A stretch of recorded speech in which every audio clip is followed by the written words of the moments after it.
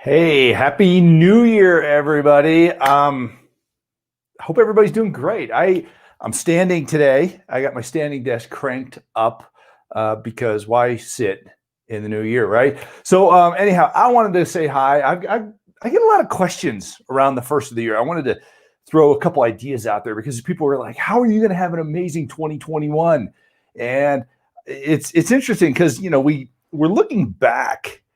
And a lot of people are like, 2020 sucked. I mean, have you noticed that? A lot of people are going, 2020 was no good. Let me get rid of this here and go over here so I can see the comments. But why? Why are you saying that? I mean, own it. Okay. So, everybody's like 2020 sucked and COVID and the election and all this. I mean, come on. Let's get over it. Let's move on.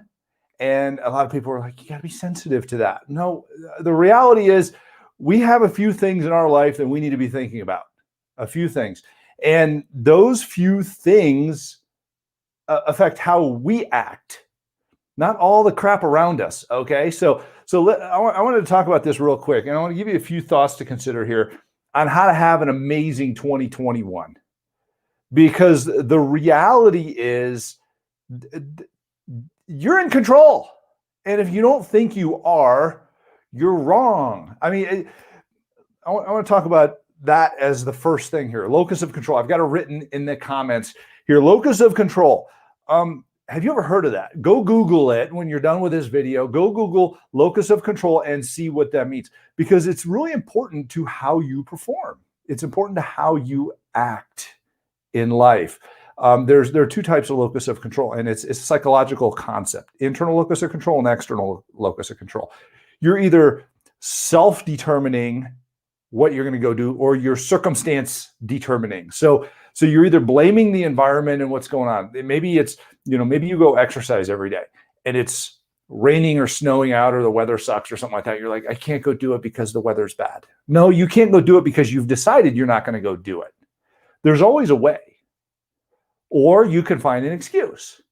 Okay. So locus of control is internal locus of control is I'm in control of my actions. External locus of control is the environment's in control of my actions. I'm not going to let the environment be in control of my actions. I'm going to be in control of my actions. That's the first thing you should be considering in 2021. What control do you want to take over your actions? Good one, right? Think about that. How do we take control over our actions? I think that's really important. Second thing, clear the calculator. Get rid of all these thoughts of, I couldn't, didn't, wouldn't, shouldn't, whatever. Okay. History's history. You learned from it. You changed because of it. But the reality is, clear the calculator, push the C button, the AC button for all clear, and figure out what you want to have and where you want to go. That's really important because it's about going where you want to go, not where somebody said you had to go in 2020. It's about making those determinations, you taking locus of control. Okay, so clear the calculator. What do you need to be doing? What do you need to be doing is the reality. So consider that. What do you want to say no to? And what do you want to say yes to? What do you want to add back into your calculator? What do you want to add to those, those numbers on the keypad that says, here's what I'm going to have, here's what I'm going to do, here's where I'm going to go, things like that, and be specific on that. Be specific on that. Next one, own your results. You know what? We don't have to be victorious every time, but own the results. Go, all right, yeah, we could have done that better. It's okay. We could have done that better. But the reality is, don't beat yourself up for not, or, if you tried, you learned, right? There's not wins and losses. There's wins and learns. So learn from those. And this next one after that is really important too. It's even more important probably than the last one. And that's don't be a jerk. When somebody tries something and it doesn't work, help them. Learn collaboratively from that instead of going in and attacking them. We're really quick in society these days to go, that didn't work. Shame on you. Fail you. You failed. You suck. All those other things. You know what? That just demonstrates weak emotional intelligence. It shows that you're not a good person if all you're going to do is attack people for something they tried and failed at, or they tried and didn't succeed at based upon your standards. But you know what? They tried. You didn't. You sat and watched and hoped. So think about that. Think about that. Have some grace and graciousness when it comes to understanding how other people try. You know, you go to the gym, especially now. I mean, you should be. And you look at around and you're like, okay, they don't know what they're doing. You know what? They're trying. They're trying. Let them learn. Let them get sore that way and learn. Maybe you know, don't be a know-it-all and walk up and tell people how to do stuff. But the reality is, let people learn. Because where would we be if we didn't learn, right? Interesting concept there. Next one, choose wisely. Concise, daily, achievable activities. What are you putting in your day? Is it full of TikTok and social media? Or is it full of productivity? I was sitting here writing out some of my goals and aspirations and things like that. And I'm like, these are very concise. If you can't break them down to what do you do every day and what are the results every day and how do those compound, then you're kind of missing out on that. Because if we're very vague in what we say and how we want to do it, we're never going to get there because we're always going to be dancing around it. You know what that is? That is emotional maturity, our choice management, and our ability to define what those goals are. And it's okay if you don't get there. But the reality is, do them very concisely, very specifically, based on specific actions.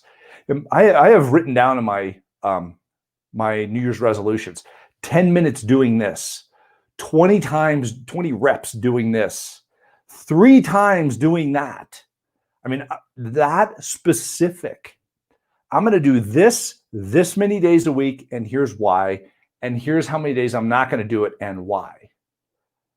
I actually wrote those out very concisely in my resolutions and my goals this week. I keep records on myself on every one of these things. And if you're just kind of this wandering vagueness in life, maybe this video is not for you. But the reality is how we act every moment of every day dictates what our results will be because it all compounds. There's a great book, Compound Effect by Darren Hardy, great friend of ours.